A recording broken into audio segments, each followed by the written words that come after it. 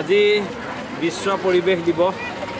এই বিশ্ব পৰিৱেশ দিৱসত চিনামৰা জাতীয় বিদ্যালয়ে এটা গছপুলি ৰুই আমি এই দিৱসত ছাত্ৰ ছাত্ৰীসকলৰ লগত এই বিশ্ব পৰিৱেশৰ গুৰুত্ব আৰু বৰ্তমান যি পৃথিৱীৰ সংকট, বিশেষকৈ গোলকীয় উষ্ণতাৰ যি সংকট, এই সংকটৰ পৰা মোচন হ'বৰ কাৰণে আমি কেনেকৈ গছপুলি ৰুব লাগিব আৰু গছপুলিৰ জৰিয়তেহে যাতে আমি বা গছেহে আমাক যে বচাব, সেই কথাখিনি আমি সজাগতা হিচাপে আজি এই বিদ্যালয় আৰম্ভণিতেই ছাত্ৰ ছাত্ৰীসকলৰ লগত আমি বৃক্ষৰোপণ কৰিলোঁ।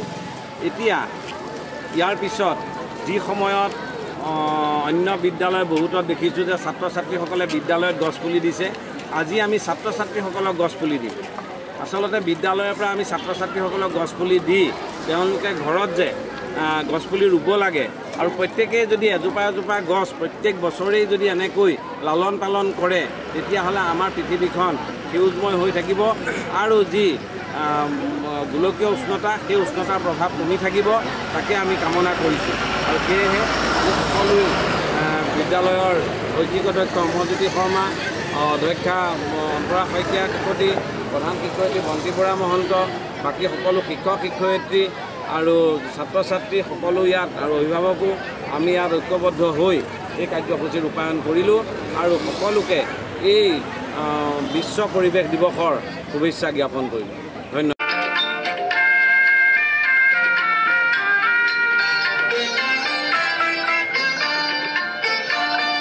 বিশ্ব পৰিৱেশ দিৱস। বিশ্ব পৰিৱেশ দিৱস। পৰিৱেশ মানে কি? পৰিৱেশ মানে কি?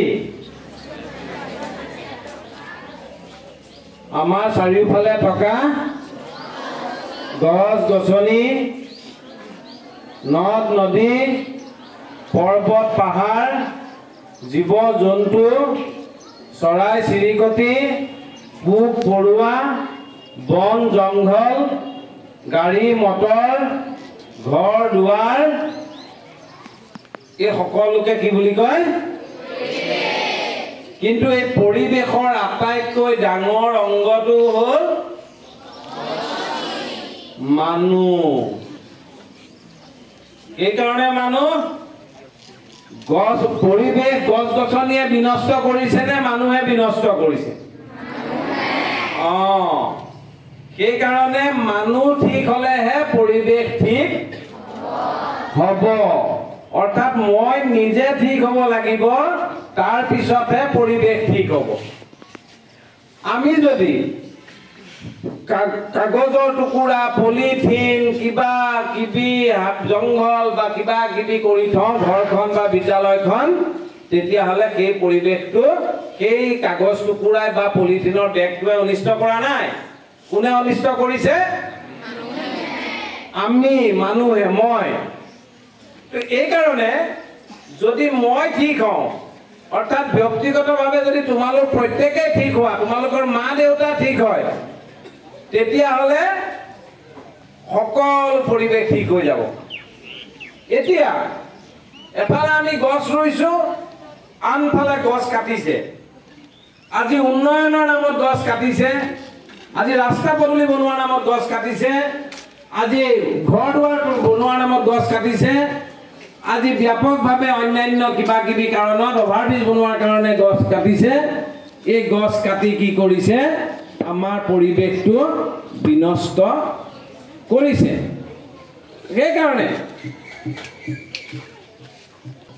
সেইকাৰণে আমি যে পৰিৱেশটো যদি আমি ঠিক কৰি থাকো, ঠিক কৰিব পাৰো, তেতিয়াহ'লে পৰিৱেশটো ঠিক হ'ব। আমি হাজাৰ গছ পুলি ৰুওঁ, আমি এই গছ পুলিটো ৰুই থৈ আহিছো, ৰাতি যদি কোনোবা আগটো ভাঙি থৈ যায় হ'ব জানো? নহ'ব নহয়। তো সেইকাৰণে মানুহ প্ৰথমতে জগৰীয়া আমাৰ পৰিৱেশ বিনষ্ট হোৱাৰ কাৰণে। এই কথাটো তোমালোকে ভাবিছিলানে বাৰু? নাই ভবা, হয়নে নহয়? আজিৰ পৰা ভাবিবা যে মই ক'ত ক'ত পৰিৱেশ বিনষ্ট কৰিছো, মই পৰিৱেশ বিনষ্ট কৰিছো নেকি? মোৰ কামে পৰিৱেশত বেয়া প্ৰভাৱ পেলাইছে নেকি, মোৰ কামে পৰিৱেশক অনিষ্ট কৰিছে নেকি, এই কথাটো ভাবি থাকিবা। কাৰণ পৰিৱেশৰ পৰা আমি কি লওঁ, কি লওঁ? আমি অক্সিজেন লওঁ। আৰু অক্সিজেনটো আমি ক'ৰ পৰা পাওঁ? গছ গছনিৰ পৰা পাওঁ। আৰু সেই গছ গছনিৰ পৰা পাবৰ কাৰণে আমি গছ গছনিক লালন পালন কৰিব লাগিব। অৰ্থাৎ আমি কাৰ দুগ্ধ খাই ডাঙৰ দীঘল হলো? মাতৃ দুগ্ধ খাই ডাঙৰ দীঘল হলো, হলো নে নাই? আমি প্ৰত্যেকে মাতৃ দুগ্ধ খাইছো নে নাই? খাইছো। আৰু সেই মাতৃ দুগ্ধ যে খাই আমি ডাঙৰ দীঘল হলো, আমি কেইবছৰলৈকে মাতৃ দুগ্ধ খালো? কেইবছৰলৈকে খালো? আমি মাতৃ দুগ্ধ কিমান খালো? 2 বছৰ বা 3 বছৰ, হয় নে নহয়? খালো নে নাই? আমি মাতৃ দুগ্ধ 2 বছৰ বা 3 বছৰ খালো। কিন্তু সেই মাতৃ দুগ্ধ যেনেকৈ খাই আমি ডাঙৰ হলো, এতিয়া আমি গোটেই জীৱনটো কি খাই থাকিব লাগিব? অক্সিজেন। তুমি ভাত নাখালে 5 দিন 6 দিন 10 দিনো জীয়াই থাকিব পাৰিবা, কিন্তু তুমি অক্সিজেন নহলে 10 মিনিট 5 মিনিট জীয়াই থাকিব পাৰিবানে? নোৱাৰো। সেইকাৰণে অক্সিজেন আমাৰ মাতৃতকৈও গুৰুত্বপূৰ্ণ। আমাৰ মাতৃ এগৰাকী যিমান আমাৰ জীৱনত গুৰুত্বপূৰ্ণ, তাতকৈ বেছি কি গুৰুত্বপূৰ্ণ? অক্সিজেন, অৰ্থাৎ আমাৰ গছ গছনি, অৰ্থাৎ আমাৰ পৰিৱেশ। সেইকাৰণে আমি পৰিৱেশত আমাৰ মাতৃতকৈও ভাল পাব লাগে। আমাৰ পৰিৱেশক কাতকৈও ভাল পাব লাগে, অৰ্থাৎ আমাৰ মাতকৈও ভাল পাব লাগে। তো সেইকাৰণে এই পৰিৱেশক আমি সংৰক্ষিত কৰা, এই পৰিৱেশক সংবৰ্ধন কৰা, এই পৰিৱেশক আমি ৰক্ষা কৰিবৰ কাৰণে আমি কি কৰিব লাগে? আমাৰ জীৱনপণ কাম কৰিব লাগে। এই যে অক্সিজেন, অক্সিজেন বা গছ এজোপা ভগৱানতকৈও ডাঙৰ। কাৰণ ভগৱানক আমি পুজিবলৈ ক'ত যাওঁ? ক'লৈ যাওঁ? মন্দিৰলৈ যাওঁ, গীৰ্জালৈ যাওঁ, মছজিদলৈ যাওঁ, হয়নে নহয়? তো তাৰ কাৰণে আমি দিনটোত বহুত সময় দিওঁ। আমি সকাম নিকামত সময় দিওঁ, নামঘৰত সময় দিওঁ, মছজিদত দিনটো 5-12লৈকে সময় দিওঁ। কিন্তু আমি গছ গছনিৰ কাৰণে, আমাৰ প্ৰকৃতিৰ ৰক্ষাৰ কাৰণে দিনটোত আমি 1 মিনিট সময়ো নিদিওঁ। এতিয়া তুমি মন্দিৰলৈ নগলেও জীয়াই থাকিব পাৰিবা, মছজিদলৈ নগলেও জীয়াই থাকিব পাৰিবা, কিন্তু অক্সিজেন নহলে জীয়াই থাকিব কোনে কোনে পাৰিবা? হাত দাঙাচোন। পাৰিবানে? পাৰিবা? কোনেও নোৱাৰে। তো সেইকাৰণে মন্দিৰ, মছজিদ, গীৰ্জা, গুৰুদ্বাৰতকৈও আটাইতকৈ ডাঙৰ মন্দিৰ বা আটাইতকৈ ডাঙৰ সেৱাস্থলীটো হ'ল গছ গছনি, হাবি জংঘল। সেইকাৰণে সেইসমূহ যিসকলে অনিষ্ট কৰে, সি চৰকাৰী পৃষ্ঠপোষকতাতেই হওক বা ব্যক্তিগত পৃষ্ঠপোষকতাতেই হওক, যি গছ কাটে তেওঁ কাৰ শত্ৰু? তেওঁ কাৰ শত্ৰু? কৈছে কাৰ শত্ৰু? যি গছ কাটে তেওঁ প্ৰকৃতিৰ শত্ৰু। আৰু মই কওঁ প্ৰকৃতিৰ শত্ৰুৱে নহয়, তেওঁ নিজৰো শত্ৰু। কাৰ শত্ৰু? প্ৰথম নিজৰ অনিষ্ট কৰিছে। তেওঁ প্ৰথম কাৰ অনিষ্ট কৰিছে? নিজৰ অনিষ্ট কৰিছে।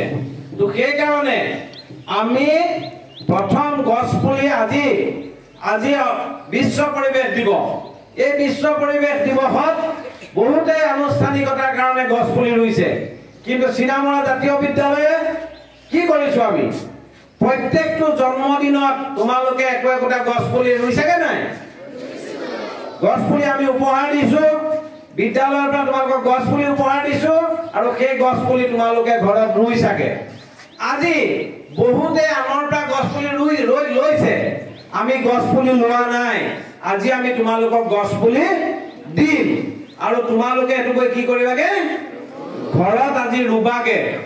স্কুলৰ পৰা গৈ গছ পুলিটো ৰুই এটা ফটো মাৰিবা, আৰু মা দেউতাৰ যদি ফেচবুক আছে, ফেচবুকত কি কৰিবা? কি কৰিবা? ফেচবুকত আপলোড কৰিবা। মা দেউতাৰ ফেচবুক বা যি আছে ইনষ্টাগ্ৰাম আছে সামাজিক মাধ্যমৰ যি আছে হোৱাটছএপৰ গ্ৰুপ আছে তাত তোমালোকে কি কৰিবা এইটো আপলোড কৰিবা তেতিয়া সজাগতা বৃদ্ধি হ'ব আৰু ইউনিফৰ্মটো পিন্ধিয়ে কৰিবা যে তোমালোক চিনামৰা জাতীয় বিদ্যালয়ৰ ছাত্ৰ ছাত্ৰীয়ে এই গছপুলি ৰুইছা তো সেই কাৰণে বিদ্যালয়ৰ পৰা গৈ সবে গছপুলিটো ইউনিফৰ্মৰ সাজ সহৰ ৰুবা ফেচবুক হোৱাটছএপ বা আমাৰ গ্ৰুপত বা ষ্টেটাছত সামাজিক মাধ্যমত তোমালোকে সেইসমূহ দিবা এতিয়া কিয় দিব লাগে এই কাৰণে যে আমাৰ মানুহবোৰ এতিয়াও তন্দ্ৰা ভগাই নাই আমাৰ মানুহৰ এতিয়াও নিচাগ্ৰস্ততা এটা আছে আমাৰ মানুহে এতিয়াও প্ৰকৃতি অক্সিজেনৰ গুৰুত্ব বুজাই নাই এফালে যেনেকৈ ভগৱানৰ গুৰুত্ব বৃদ্ধি কৰিছে তেনেকৈ প্ৰকৃতিৰ গুৰুত্ব হ্ৰাস কৰি গৈ আছে তো সেই কাৰণে আমি প্ৰকৃতিৰ গুৰুত্ব বৃদ্ধি কৰিব লাগিব আমি মাতৃৰ সময় আমি ভাল পাব লাগিব আমি প্ৰকৃতিক আৰু সেই কাৰণে আমি প্ৰত্যেকেই আজি শপত খাম কি শপত খাম সকলোৱে হাতটো মুঠি মাৰি আগলৈ দিয়া কোৱা আমি আজিৰ পৰা প্ৰকৃতি ৰক্ষা কৰিম আমি প্ৰতিটো জন্মদিনত ৰোৱা গছ পুলিটো ডাঙৰ দীঘল হোৱালৈকে তাৰ প্ৰতিপাল কৰিম আমি কেতিয়াও অবাবত গছ পুলি বা গছ নাকাটো আমি গছক মাতৃসম ভাল পাম আমি গছক নিজৰ প্ৰাণতকৈ ভাল পাম কোনোবাই যদি গছ কাটে তাক বাধা দিবলৈ যত্ন কৰিম